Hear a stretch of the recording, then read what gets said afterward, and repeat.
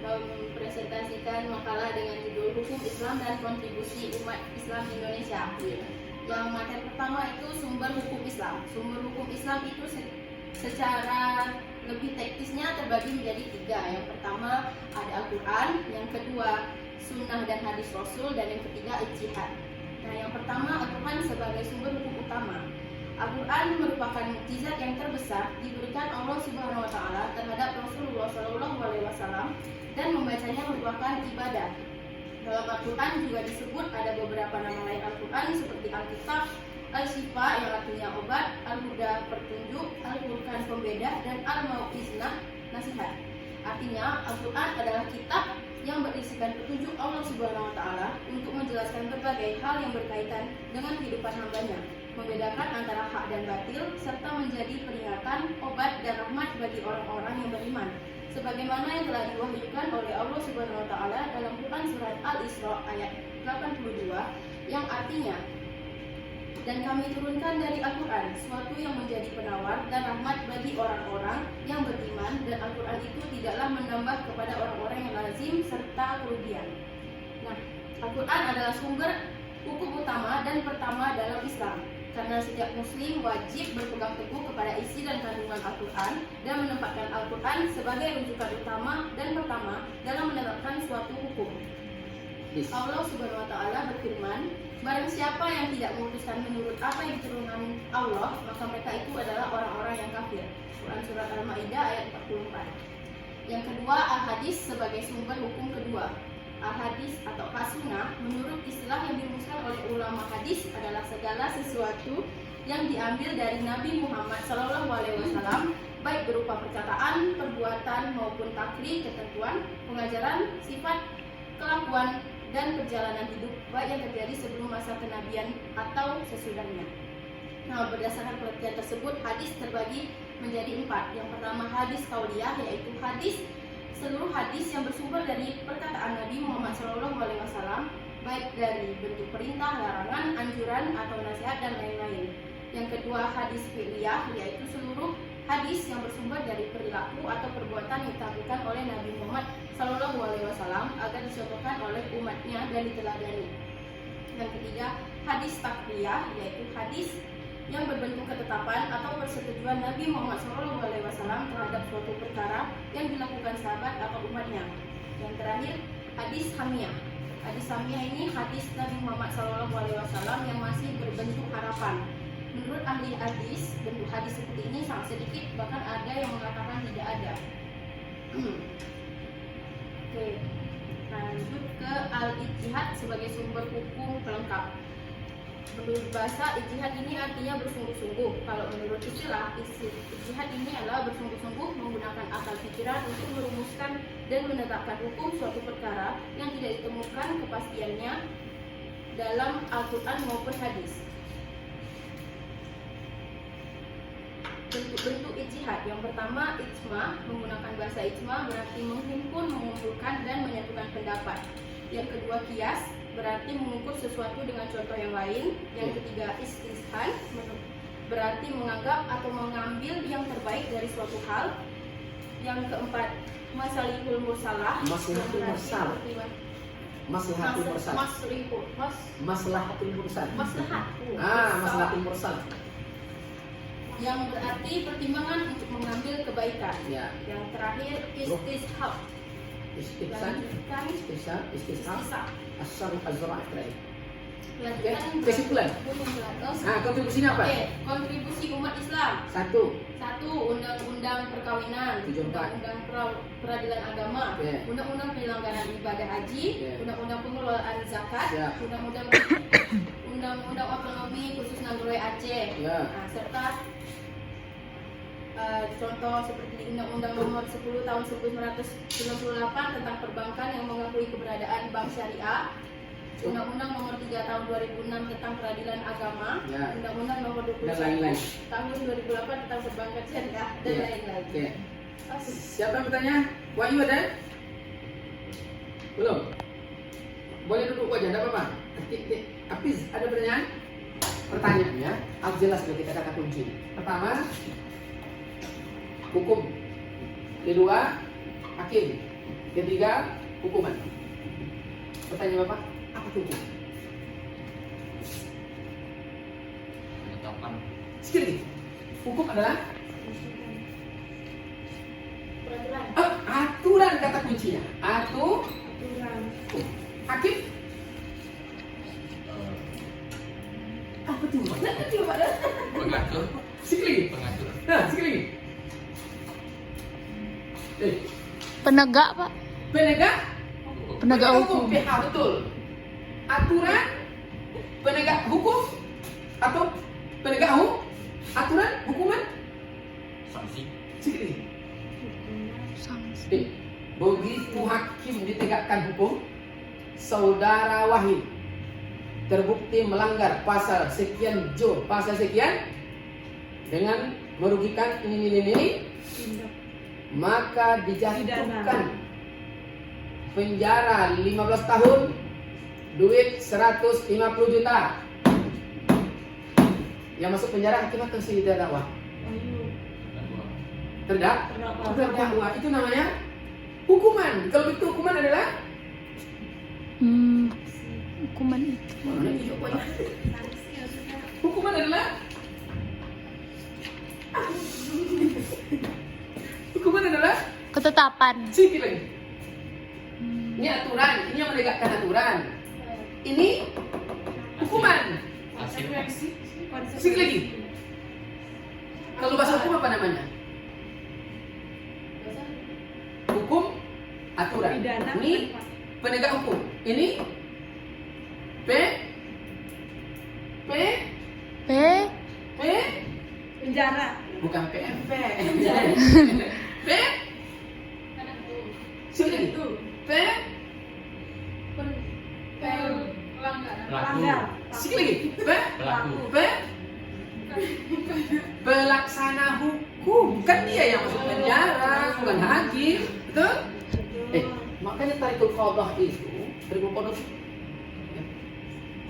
itu dulu saja itu satu kitab tarikul qadah 60 juta. 60 juta? Nah, kalau nggak salah itu 16 jilid dari dinding ini sampai ke sini. Itu baru tarikul qadah. Belum lagi tajibul kamal. Makanya tajibul kamal itu saja dulu saja udah ya. Dulu. Sekarang mungkin lebih 100 juta. Satu kitab. Kena amplop berapa jilid dari dinding ke dinding. Dulu lisanul Arab dari dinding sana ke dinding sini. Satu kitab. Jadi kitab dalam tafsir itu bukan tak ada yang harga 50 ribu, tidak ada. Tidak ada. Jutaan itu. Karena dia banyak. Berita Zibul Kamal. Kitabnya hanya satu-satu ya. Tapi jilidnya banyak. Itu orang cerita kami kitab 18 juta dan di kita Islam belum seberapa. Belum seberapa. Nah, untuk sampai di pelaksana hukum dan ditegakkan hukum ada aturan itu ada SBH-nya. Sumber hukum.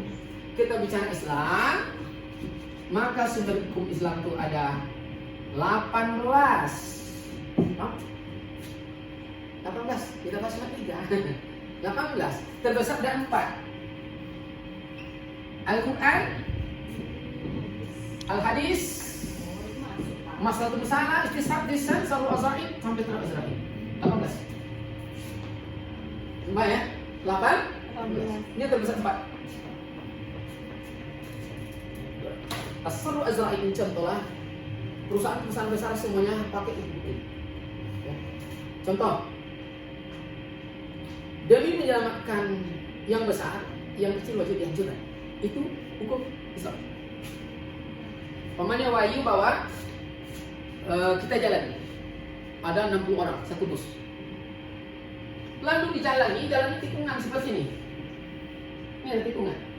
Di sini ada pengantin, baru 3 bulan nikah, malam minggu. Dia sih cerita dengan suaminya. Kata Lilis dengan suaminya, berapa anak bisa bang? 8 kata istri suaminya. Banyak kali dong, 2 kali beranak. Gimana caranya? Kita dobelkan. Itu dia. Jadi sekali beranak 4 kembar ya, 8. Sedang ngasih cerita, Wahyu datang bawa bus. Kalau belok ke kiri, masuk jurang. Maka demi menyelamatkan yang 60 orang, wajib digilas mati yang 2 orang. Itu. Menyelamatkan banyak, mengorbankan yang sedikit. Kalau terbakar di sana ada kebakaran besar, demi menyelamatkan gedung besar ini, hancurkan gedung yang kecil di sebelah.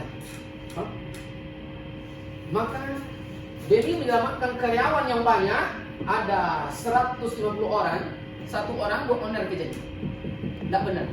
Wajib PHK itu orang. Demi menyelamatkan yang lain, jadi virus. Oke. Maka mobil-mobil besar itu ada yang bawa minyak 15.000 liter, tangki apa nih? Ada ya? Betul? Ini jalan. Ini tinggi tebingnya. Kita di sini Honda malam. Tinggi, sampai mati. Kalau dia jatuh ban di sini, terbalik, hancur, banyak masalah. Wajib dimatikan 1 orang di jalan. Jangan selesai malam itu ya. Ini sampai mati. Cukup diganti 150 juta. Selesai masalah. Kalau mobil itu balik, mau 800 juta habis itu. Wajib. Itu dia. Perusahaan bisa pakai itu semua. Asal. Nah, kita masuk Al-Quran. Al-Quran. Tadi itu bahasanya. Wa qalamu Allah azza wa jalla. Kalau Allah diturunkan kepada Nabi Muhammad SAW beransur-ansur, udah linnas, tujuannya adalah petunjuk pedoman untuk menyelamatkan manusia. Dan membacanya adalah ibadah. Ini kata kunci. Jadi selain Al-Quran, tidak ibadah yang bacanya. Apa saja kita pilih. Taurat, Zabur, Tak Injil. ibadah. Tak jadi ibadah. Tak ibadah. Lakinnahu, bahkan dalam kitab ini kitab Yahudi, apa nama kitab Yahudi? Torah. Sikit lagi. Talmud. Talmud. Apa katanya di situ? Umat Islam sama dengan anjing, tidak berguna. Makanya mereka bangga membunuh umat Islam. Injil saja umat Islam sama dengan domba-domba tersesat, boleh dipukul. Islam tidak. Ia kulo alif lam mim, apabila kamu baca alif lam mim, walakinnahu, bukan satu huruf, walakinnahu alifun harfun wa lamun harfun wa mimun harf. Ini tidak huruf. Satu asara amsaliha, nilai 10 kembali. Bismillahirrahmanirrahim, ada 19 huruf. Kali 10 berapa ibadah? Hah? 9 huruf. Bismillah. Maka mengungkap rahasia angka 19. Ya. Nah, itu Al-Quran. Nah, apa isinya? Di antaranya adalah ada ayat-ayat muhkamat, ya. Ada ayat-ayat mutasyabihat. Apa ayat muhkamat? Coba buka surah 24 ayat 2. Ini contoh. Contoh-contoh ayat muhkamat. Surah apa tuh Bu RT? Dapat tak? Bisa keluar, dapat? Ya Allah, ini Pak Raden ya. Surat An. Iya, ayat kedua apa bunyinya? Menzina perempuan yang Azani, zani, zaina, zina, sama artinya. Zaina, terus al-bikru, bokok, gadis perawan. Beda ya, gadis second dengan gadis perawan beda ya. Ini ada gadis second ada ya. Paham? Al-rijal, al-rajul, beda. Laki-laki, hampir laki-laki beda. Kapan sebelum laki-laki menikah? Sebelum menikah, hampir-hampir laki-laki. Bayi belum laki-laki, hampir-hampir laki-laki. Kalau gadis perawan, masing-masingnya derala sebanyak 100 kali jilid. Jaldah, mi'at jaldah, wala tuhus, dan kamu tidak boleh balas kasihan, betul? Tahu praktik jilid? Jilid apa? Darah. Tahu?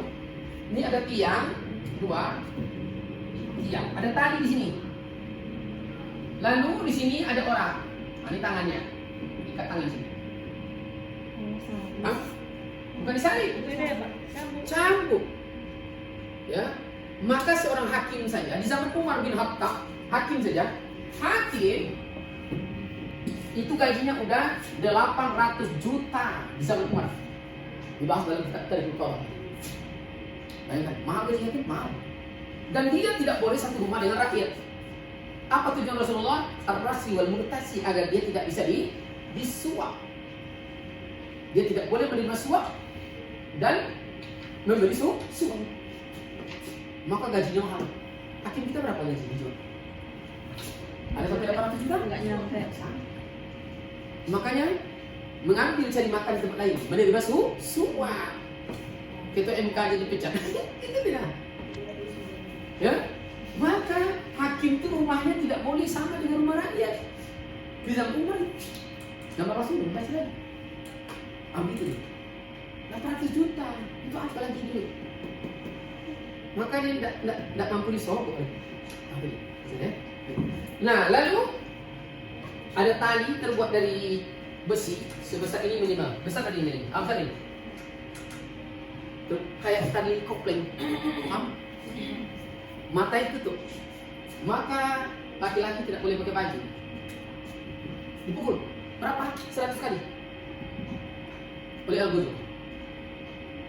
Kadang belum sampai ke 100, habis terkelupas kulit. Kadang mati di sini. Betul? Kalau tidak mati, dibuang dari kampung dia tinggal itu minimal 1 tahun. Tidak boleh tinggal di sini. Karena mencampurkan hak dengan yang zina. Kapan dia dapat hukum zina? Hudud. Berlaku hudud itu minimal adalah lewat kepala itu. Kepala. Oh, kepala? Ada kepala? Zakar laki-laki ada kepalanya. Ada zakar? Enggak kan? Paras. Ini yang zakat. Betul? Ada kepalanya. Lewat kepalanya ini atau berlaku had. Kalau belum lewat, dia tetap zina, tapi belum kena hudud. Itu namanya ayat-ayat muhkamah. Ayat-ayat hukum. Contoh lain lagi adalah tentang yadun, potong tangan. Hukum potong tangan mencuri 100,200 juta saja udah berlaku ya. Potong tangan. Mencuri itu apa? Definisi. Mencuri. Mengambil hak orang lain. Mengambil hak orang lain. Mengambil orang lain atau mengambil hak orang lain? Mengambil. Kalau mengambil orang lain itu namanya pelakor. Apa itu mencuri? Mengambil milik orang lain. Milik orang lain. Itu aja. Sikit lagi. Iya, sedikit. Oh, pasti tidak. Semalam definisi mencuri adalah mengambil sesuatu apa saja yang bukan miliknya tanpa si pengetahui si pemilik atau yang punya dengan cara sembunyi. Itu namanya mencuri. Nah, ya. Kalau terang-terangan merampok lagi beda lagi namanya. Memeras lagi, mencopet, dia mencuri. Termasuk kau mencuri hatinya. Tapi tidak melakukan ya. Ya Allah, ketinggalan kereta. Nah, itu mencuri ya.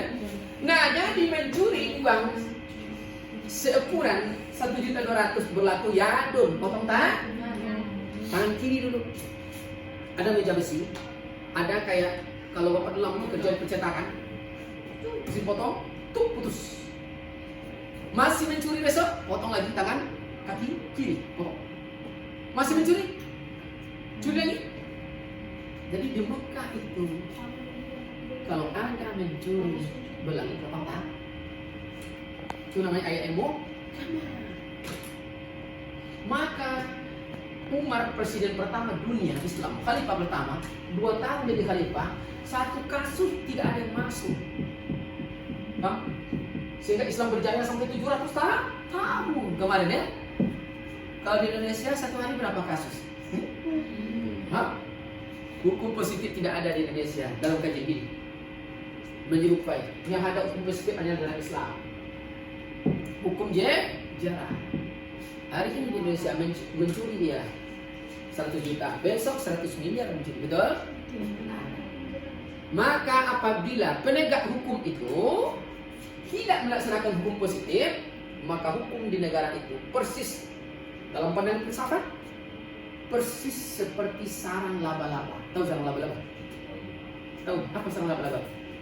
Hanya Kalau bahasa Jepangnya lawa, iya. yang di pinggir-pinggir mana? Hah? Bagaimana sarang laba-laba? Kalau yang kecil terjadi oleh dia, betul? Tapi kalau padat besar bolong dia. Hah? Maka kalau balik ke Indonesia, pencuri sandal bisa masuk penjara. Hah? Pencuri ratusan miliar, hukum negara bobol, Pak. Sama dengan sarang laba-laba. Maka ada nyanyiannya, andaikan aku jadi Gayus Tambunan. Pernah? Hah? Berarti tidak berlaku komposisi. Komposisi hanya Islam. Maka dulu dia berzina, masuk penjara 5 tahun. Kalau penjara nenek zina itu. Tapi kalau dalam Islam, wailul tadi ada rajam jilid. Kalau dia wirmusa, berlaku namanya rajam. Betul? Gimana rajam? Digali tanah, seukuran dada si pelaku zina, disumpah ya. Wallah, aku berzina tanggal sekian jam sekian dengan si A. Durasi sekian.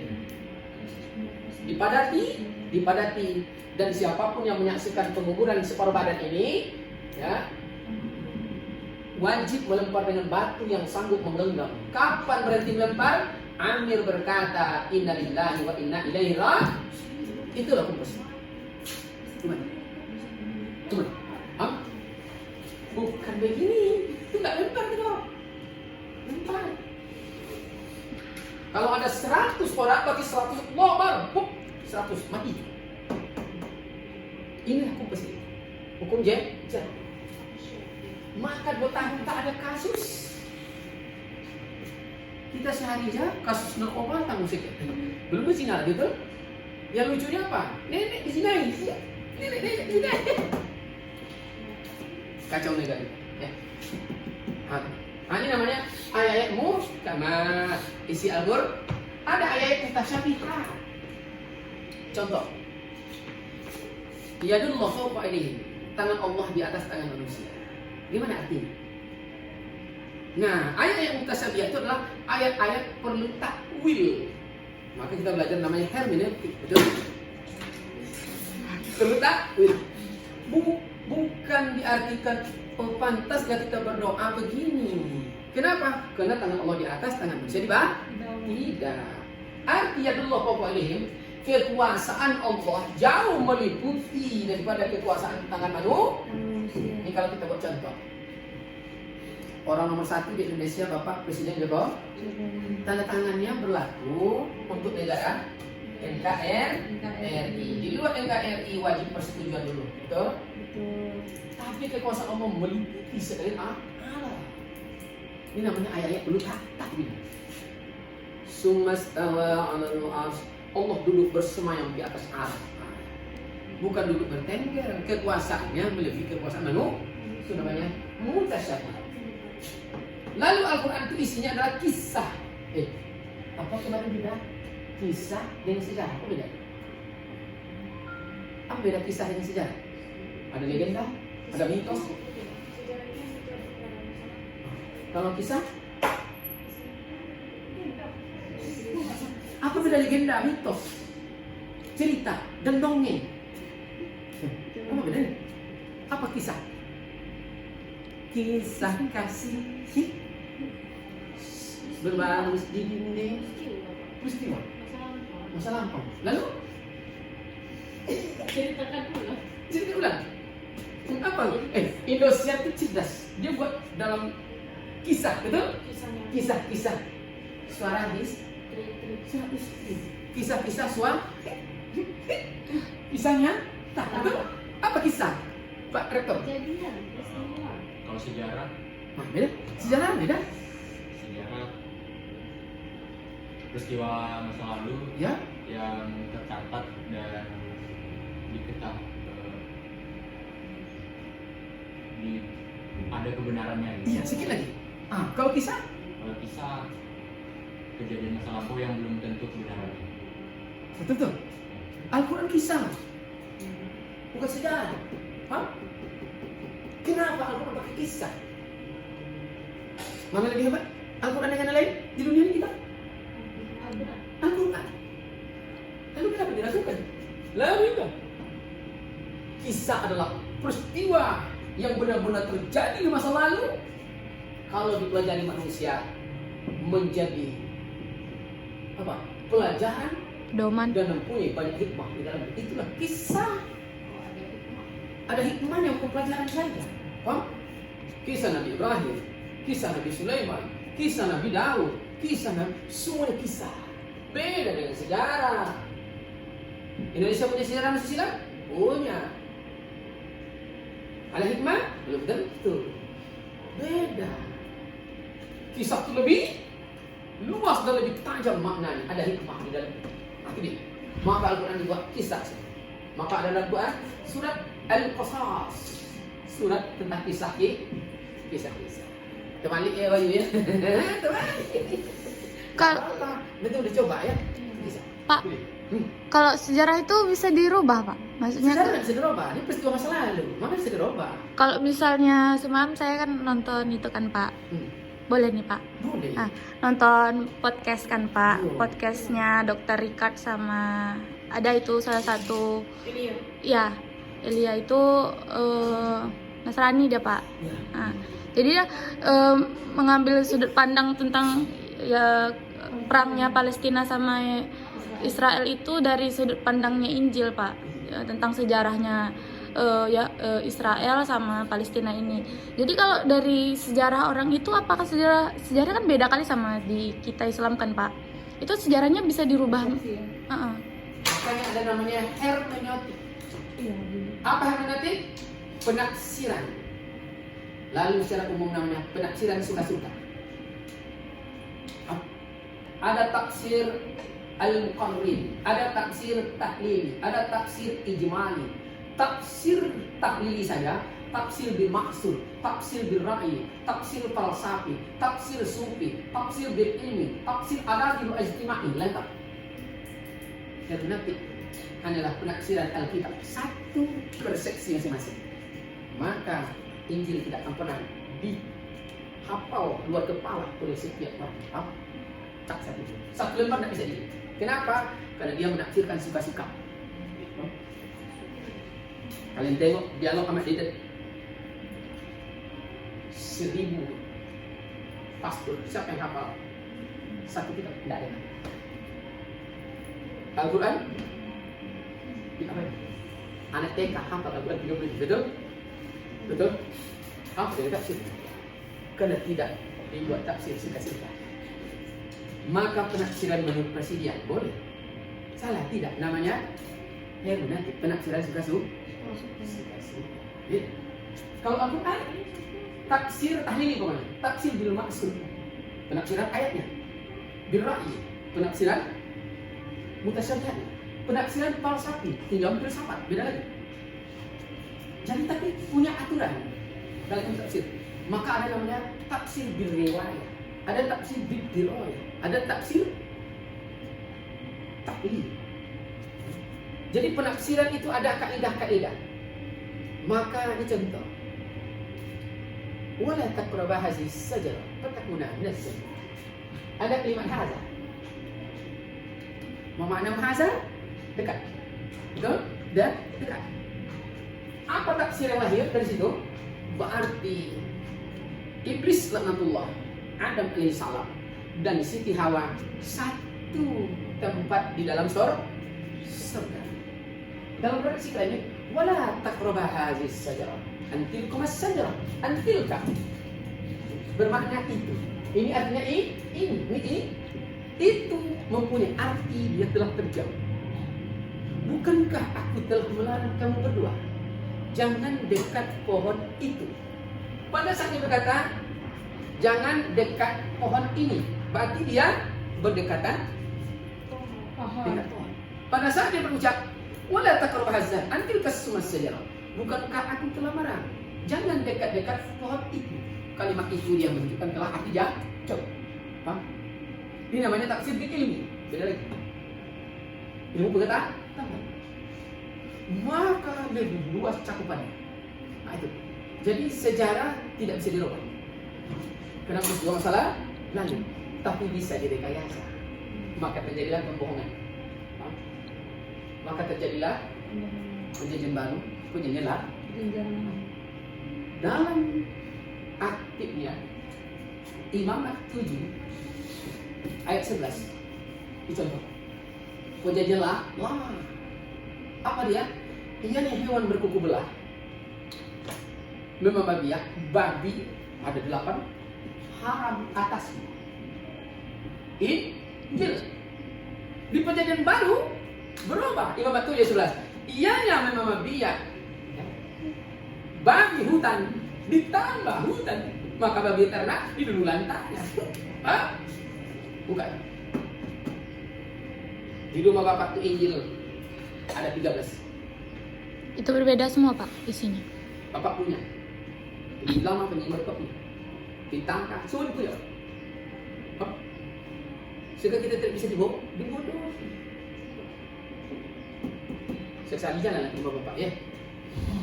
Tunjukkan. Masuk ke rumah bawah tanah, ruang pustaka Bapak ini. Tengok Injil. Ini Injil sebaris Injil. Tafsir. Kalau Talmud Pak? Talmud? Beda. Ada Bapak. Enggak. Cuma Bapak udah Baca. masuk di aplikasi Bapak. Ada Pak. Tinggal print aja. Udah. Ada. Di dalamnya ada semuanya. Maka bagi Bapak perlu. Maka Bapak kan ada tuh yang S7 itu semuanya kitab isinya. Untuk ceramah menurut Bapak. Bisa. Kuliah enggak? Kuliah mudah-mudahan ya selesai oleh satu kepala ini. Ya. Semakin sulit, semakin suka apa? Maka semakin hebat pertanyaan orang, semakin suka. Enggak bertanya, Pak enggak mati. Ya, itu dia. Sebab semakin sulit pertanyaan, Bapak berpikir, mencari lagi. Aku suka. Maka Pak di mana ngajar? Pak akan pertanyaan paling sulit dalam segala aspek. Sehingga Pak kurang terus bukunya, kurang. Harus begitu ya. Kita boleh biasa-biasa ya. Sebab nampak tengok Nabi Muhammad itu tak ada titel. Ada titelnya? Tidak ada. Tak ada profesor. Tidak ada gelar, tak ada sih. Tapi 23 tahun dia memimpin alam dipikirnya, betul? Betul tak? Kena cerdas ya, kecerdasan. Contoh ya, contoh. Lanjut. Wih. Kita, iya, kita tinggalkan dulu ya. Mutasabihat jelas ya, mukamat jelas ya. Lalu masuk al-hadis. Kata kunci tadi sudah jelaskan. Ada matan, ada sanad, ada rawi. Sanad, matan, rawi. Sanad rentetan hadis. Periwayatan. Matan isi hadis. Rawi orang terakhir. Jadi dari Rasul, ya Rasul sampai satu hadis innamal yang mendengar Nabi berucap ini ada ibaratnya 100 orang.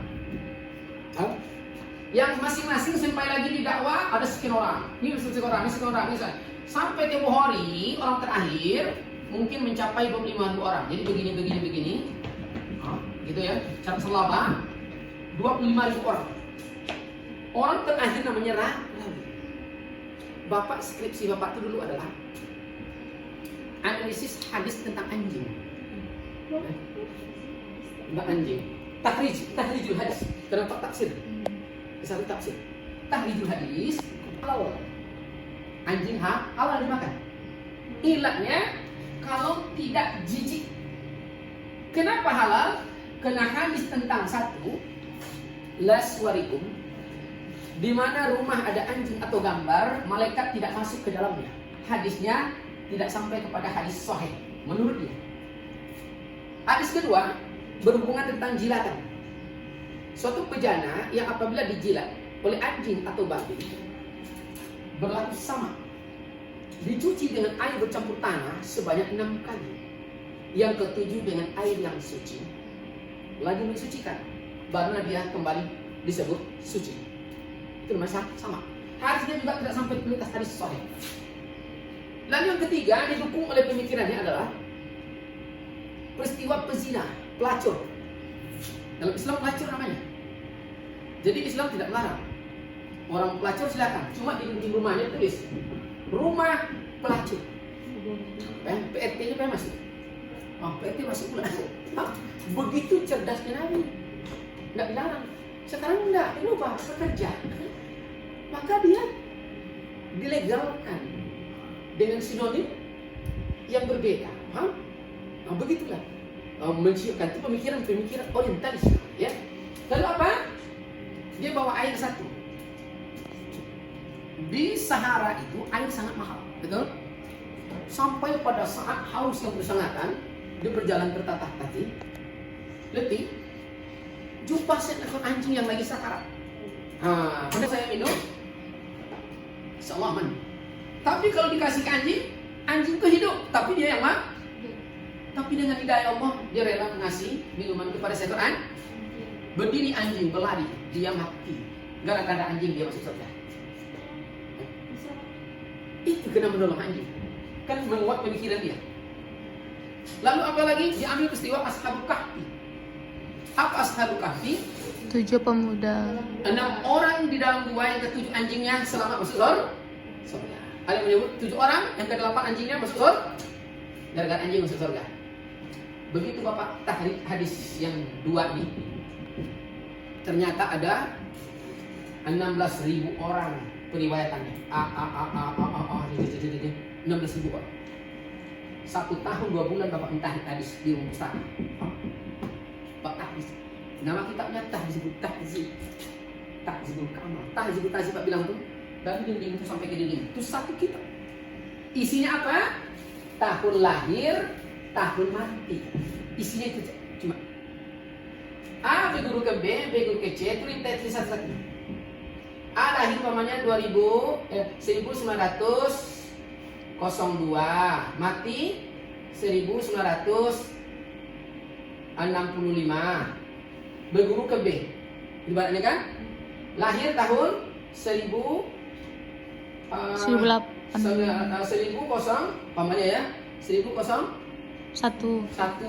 wafat tahun 1899. Wafat tahun 1004. 3 tahun cuma Pak umurnya. 18. 18. Oh, 18. Berarti umurnya sekian ya. Berarti saat gurunya mati, umurnya berapa? 2 tahun. Bisa langsung. Cuma kitab yang begitu banyak hanya menghitung tahun lahir, tahun mati. Kalau nyambung, kapan disebut nyambung? Umur saat gurunya mati minimal umurnya 10 tahun dalam kajian Ibnu Tahir. Karena dalam kajian Ibnu Hadis umur 10 tahun sudah dianggap kena udah balik. Bukti Imam Syafi'i belajar kepada Imam Malik usia 10 tahun. Kitab Al-Muwatta Imam Malik itu udah di luar kepala, hafal 100% dari kulit ke kulit. Berjumlah sekian ribu halaman tuh hafal. Umur 10 tahun. Kurang 10 tahun tidak jenuh. Likok dia mau nyambung ke 25.000 orang nih, nyambung semuanya. Tengok lagi muasirah atau tidak. Dulu atau tidak. Bagaimana dulu muasirah? Abid atau dia? Abid itu ahli ibadah semua. Ya, ahli ibadah. Lalu kalau habis semuanya. Bagaimana habis? Minimal setiap orang ini hafal paling sedikit hadis adalah 15.000 hadis setiap periwayat. 15.000. Coba kalian ketik nanti di internet tuh aplikasinya Samilatul Kubra. Samilatul Kubra itu isinya adalah tidak kurang 15.000 kitab hadis. Dan satu kitab hadis itu tidak kurang daripada 5.000 hadis paling sedikit. 5.000 hadis. Ya. Maka nanti menghafal nama kitab itu saja capek kita. Kitab Syafi'i. Apa nama kitab? Kitab Syafi'i itu sekian ribu. Baik. Masih kurang nanti kalau ada Seka. Seka itu ada lebih kurang 7.000 hadis. 7.000 kitab. So. Maka di aplikasi itu mendownloadnya insya Allah 1 bulan belum selesai. Ya, betul. Tak selesai. Banyak itu, bukan sedikit. Jadi di dalam satu S7 itu seunilaan kitabnya. Betul. Demikian. Sambil itu kubroh, coba kalian ketik saya. 15.000 kitab itu isinya. Sekarang sekarang gampang kan? Tidak pandai bahasa Arab, tinggal dipisahkan, blok, pindahkan ke bahasa lain. Terjemah saja. Bisa, betul? Bisa. Nah, jadi tidak ada istilah dalam kayak ini ya. Nah ini contoh. Jadi nyambung habis semuanya. Tengok lagi marwahnya. Sempat satu orang saja di antara 5.000 periwayat ini berjalan tidak tutup kepala berubah hadisnya. Kalau dia hadis sahih digoyang. Kalau Hasan digoyang. Kalau dhaif sahih jadi mursal modok bisa. Jadi bukan gampang mengatakan suatu hadis sahih atau tidak. Bapak pernah ceramah karena di komplek dosen juga ya. Itu hadis sahih atau tidak sahih? Pak tengoklah dia dari ujung rambut ke ujung kaki. Ini belajar tidak tarik hadis. Sok paham pula. Jadi Pak tanya, ente paham tidak liko? Naon dia? Tahu tidak muasyirah? Ada yang baru-baru masuk Islam ini kadang sok hebat pula dia. Sok hebat tidak ya. Maka Albani itu dari usia 18 tahun sampai dia berumur usia senja, entah 65 tahun ke atas, menghabiskan umurnya hanya untuk mentahrid hadis saja. Maka kita Albani itu semua hadis telah ditahrid. Jadi kita menengok siapa Albani? Hadis sahih, betul sahih. Lah dia sih. Ini maudhu, ini palsu. Ada yang tidak ngerti umum hadis, begitu bertanya, ini hadis sahih itu tidak Pak? Dia pikirannya gampang tarik hadis itu. Banyak ilmunya ya, namanya ilmu tahrijul hadis dalam kajian ulumul hadis. Jadi ulumul hadis itu banyak lagi sub-subnya, banyak. Ini contoh. Lalu ada lagi kita tinggalkan, cepat. Masuk ijma. Apa beda ijma dan jima? Ada yang tahu? Jima dan ijma. Jima dan ijma. Wajah. Apa beda ijma dan jima? Pak Haji Bayu. Kalau ijma, kumpulan pendapat-pendapat para ulama, itu ijma. Kalau jima, kumpulan dua badan, laki-laki perempuan itu namanya jima. Yang salah-salah orasi masuk menurut jima ulama, ketawa nama anak mahasiswa mana ya? Itu jima kumpulan dua orang berhubungan bang. Nah, contoh dalam kisah al-juz'ah, memaknai al-juz'ah bahagia. Ini contoh, Wahyu punya istri orang Kampar. Siapa orang Kampar sih? Orang Kampar? Wahyu, Pak Lilis suatu hari dia ke Rumbio makan sate kerbau, sate kobau. Begitu dia buah cintanya mulai hamil 2 bulan, muntah-muntah gitu. Lilis ingat, Bayu, dia mau minta sate kan? Wahyu demi cinta, anak suami dari matuhid, cinta adalah budak sesuatu yang dicintai, maka disebut cinta. Namanya budak. Dia pergi berjalan di kota Pekanbaru, tidak ada jual sate kan? Besok paginya hari Ahad, demi cinta, Wahyu dibeli 014 yang suntik mayat, dibeli bodrek, morfin sekian, ini sekian, jadilah anestesi. Dia buat dia sendiri. Pergi ke mamanya di Kampar, mamak sini Lilis. Tongan, apa yuk? Ini Lilis, kenapa masalah? Dia minta sate kerbau. Tak ada kerbau di Pekanbaru jual sate kerbau.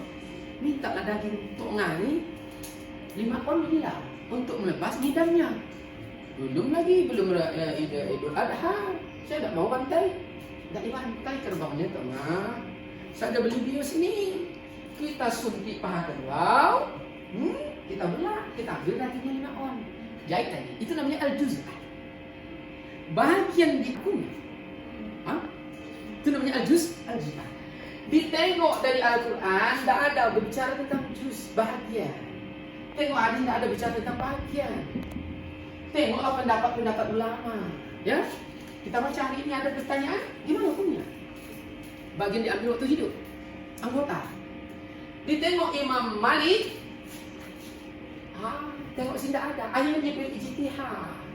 Hasil ijtihadnya, hasil risetnya sampai pada istinbat meletakkan hukum, jatuh fatwa, hukumnya adalah bangkainya. Kalau bangkainya haram, maka bagian di waktu ambil hidup hukumnya bangkainya haram.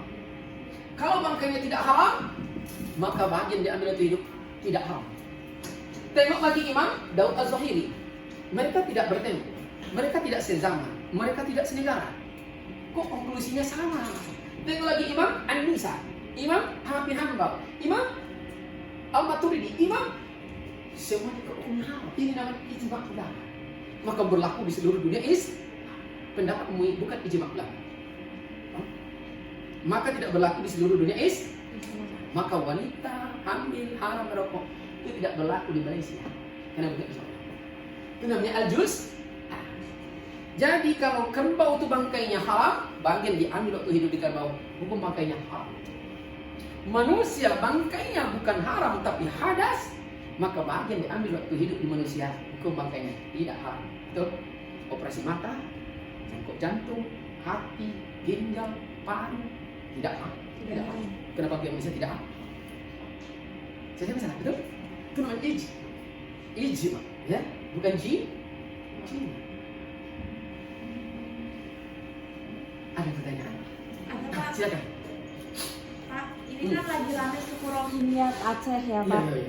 Nah, Ragi Rohingya. Rohingya. Nah, itu kita kan menolak mereka dari Aceh, menolak itu hukumnya bagaimana Pak? Karena udah terlalu banyak suku Rohingya menetap di Aceh, terus kita menolak mereka, hukumnya halal atau tidak Apa Pak? masalahnya? Masalahnya Rohingya itu umat Islam. iya umat Islam dari Myanmar Pak. Hah? Mereka kayak apa namanya didiskriminasi dari negaranya ya. Lalu masuk ke sini. Iya, tapi mereka menetap gitu Pak, tinggal ya. di sini. Tapi karena orang Aceh udah merasa banyakan di sini, jadi mereka meminta orang Rohingya tuh pulang gitu, maksudnya untuk pergi lagi. Masalahnya apa? Masalahnya karena juga Mereka kan sesama saudara Muslim kan Pak. Iya. Jadi apa masalahnya? nggak apa-apa gitu Pak, nggak ditolong ya, gitu. nggak apa-apa gitu Pak kalau nggak Kan ditolong. disuruh pulang lagi dia Pak. Salah? Tidak salah. Kena kedangkalan informasi. Kalian ingat peristiwa hijrah? Ansar Muhajirin? Ansar Muhajirin? Ya Allah. Tidak pernah belajar agama dulu sebelumnya. Apa itu kaum Ansar? Penduduk Mekah terus hijrah ke Madinah. Yang dia di Madinah, Madinah itu namanya Yazid. Yang hijrah siapa namanya? Muhajirin. Yang penduduk asli namanya Ansar. Ini balik terus. Tapi nggak apa-apa, ini udah mulai. Apa terjadi? Apa terjadi? Kenapa disebut kaum Ansar? Kaum penolong? Iya, kenapa? Karena di Mekah tuh dia Di Mekah, di Madinah. Bisa kayak gini. Di Mekah Muhajirin itu nggak diterima ajarannya, jadi orang Ansar ini menampung mereka. Apa peristiwanya? Yang seksi di sini apa? Kenapa disebut Ansar? Ibaratnya nanti Ansar itu Aceh, Muhajirin Rohingya. orang India. Apa terjadi? Tanahku 18 hektar, aku bagi 2, 6 hektar untuk kamu, 6 hektar saya, Pak. Berarti Kalau Buria, umat Islam itu laksana satu bertentu. Apabila yang sakit, yang lain sakit, yang lain juga merasa sakit. Berarti mana yang salah? Imannya belum selesai. Palestina menjadi, kita juga menjadi. Masalah? Jangan ikut yang dulu-dulu yang tak berakal sehat ini. Kalau benar iman sempurna, bukan seperti itu caranya. Tolong. Maka disebut kaum menolong para muhajir, orang yang datang. Bahkan disuruh Nabi, istrimu berapa? 6 Pak. Kau pilih di antara 6 yang kamu sukai. Berapa masih 4? Yang 2-nya ceraikan. Kasih, nih datang di sini dalam keadaan menduren. Kasih istri, Pak. Sampai segitunya. Maka umat Islam, dakwah pertama adalah absus salam. ini bukan masalah iman, ini masalah politik. Itu baca pasti. Masalah politik beda lagi dia. Ekspansi beda lagi. Jangan-jangan yang hijrah pun ekspansi. Paham? Beda, kronologinya beda. Jadi harus, makanya kita mahasiswa ini jangan kalau orang dulu menyebut terlihat oleh mata, terdengar oleh telinga, jangan percaya, selidiki dulu. Hah? Jangan langsung mani ditelan, pahit muntahkan, jangan. Pikir dulu, pikir pelita hati. Kenapa masyarakat Aceh menolak? Apa masalahnya? Benarkah masalah pengungsian seperti itu? Atau ada masalah lah? Iya. Itulah pandangan mahasiswa. Jangan ikut tak menentu ya. Tengok itu. Kasus. Ciri mahasiswa itu adalah meneliti. Betul? Maka di akhir pembelajaran kita melakukan penelitian. Kalau benar secara hukum pas, barulah kita mengambil tindakan. Sebelum nyata jangan. Ya, itu jangan. Maka jadilah kita dewasa, mampu menahan raga, bukan rasa. Raga. Pak mau nanya Pak. Iya. Karena itu Iya penjara. loh. Aku camat dulu camat. Dikasih kesempatan buat rektor. Ini kalau misalnya hukum menculik anak itu gimana? Penculikannya kayak apa? Kayak dia kan menculik anak dia kan Pak. Mencuri, merampok atau? menculik seorang anak. Nggak tahu orang tua. Iya. Kan penculiknya itu kan sama mereka mencuri itu kan Pak. Iya. Jadi hukumnya sama Pak, potong kalian juga. Kalau masalah hukum Islam itu fleksibel, situasi dan kondisi. Paham? Naksa bin naksa, nyawa dibayar nyawa, mata dibayar mata, telinga dibayar telinga. Paham?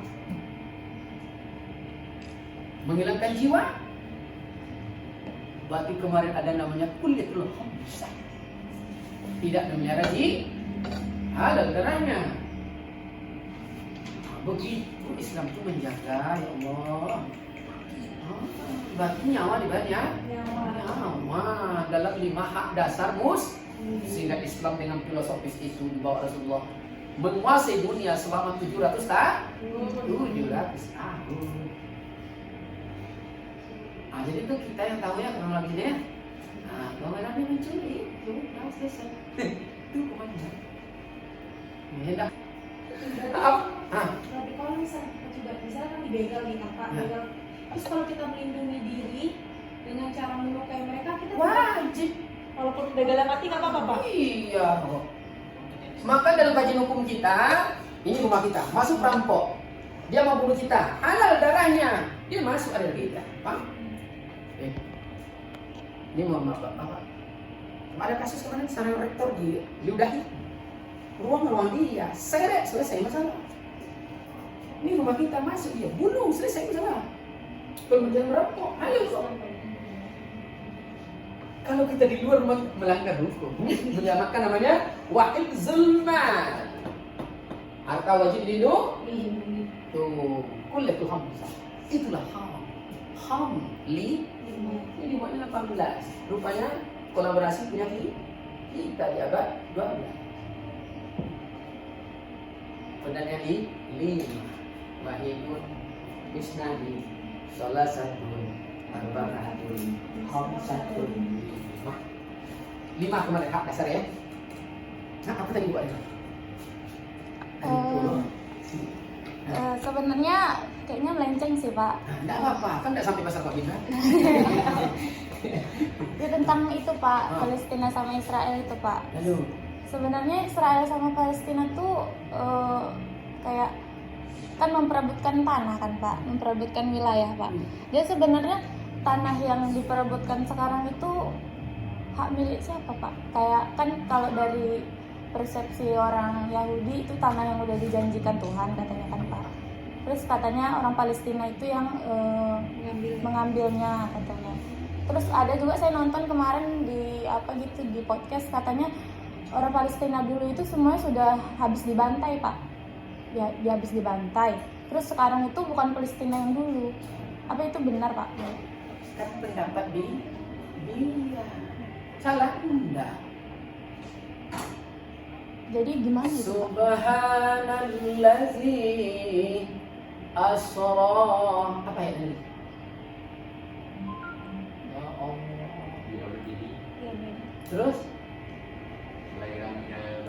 bil haram ila al masjidil mana aqsa Palestina? Ada. Siapa punya? Palestina. Siapa itu zaman Nabi itu? Abad ke-5. Ini abad kedua. Nyambung. Abad keberapa Nabi itu? Abad ke-5. Nabi melakukan Isra Mi'raj dari Masjidil Haram ke Masjidil abad ke-5 loh.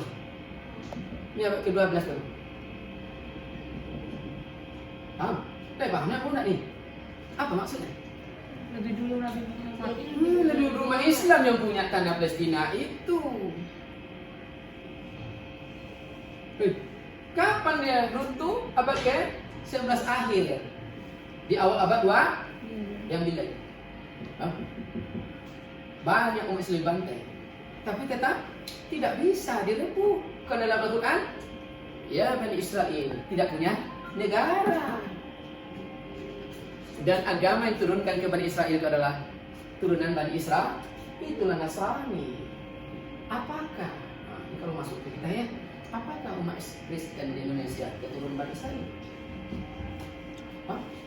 Kalau begitu agama apa dia? Ini bisa tafsir ya?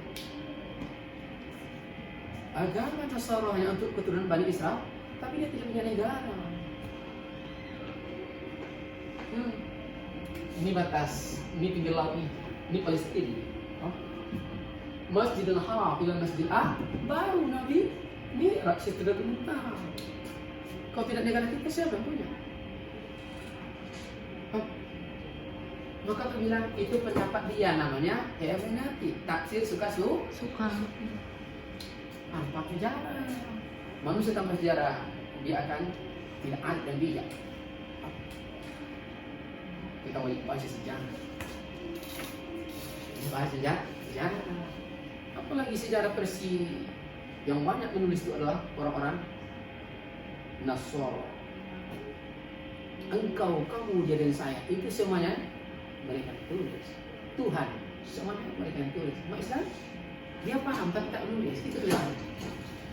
Bapak tak percaya orang lain bapak. Bapak, dia tulis jarang. Paham? Datang, tanya. Itu di kelemahan kita ya. Maka rajinlah besok kali Indonesia dan pemilihannya. Betul? Ada kita mereka yang separuh-separuh. Maka dalam Al-Quran dibilang udhulu fisilmika, masuklah Islam itu secara keseluruh. Baca semua lengkap-lengkap supaya tidak tertipu penafsiran suka-suka. Ini tak salah? Enggak. Tapi jangan sampai di sini. Bisa. Ada lagi lain? Pak. Silakan.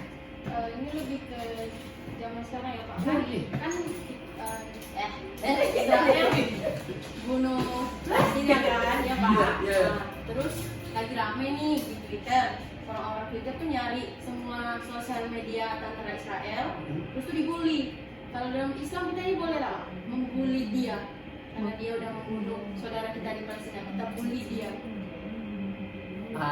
Ayat tadi siapa yang ingat? Inna nafsa bin nafsa, jiwa dibayar jiwa, mata dibayar mata. Berapa nyawa sampai hari ini?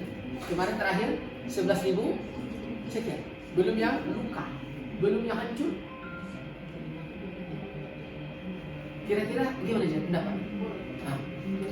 Perkataan kasar juga boleh Pak, kayak umpatan gitu ke komentarnya gitu. Jiwa dibayar jiwa, mata dibayar mata, tangan dibayar tangan, berapa nyawa melayang dunia.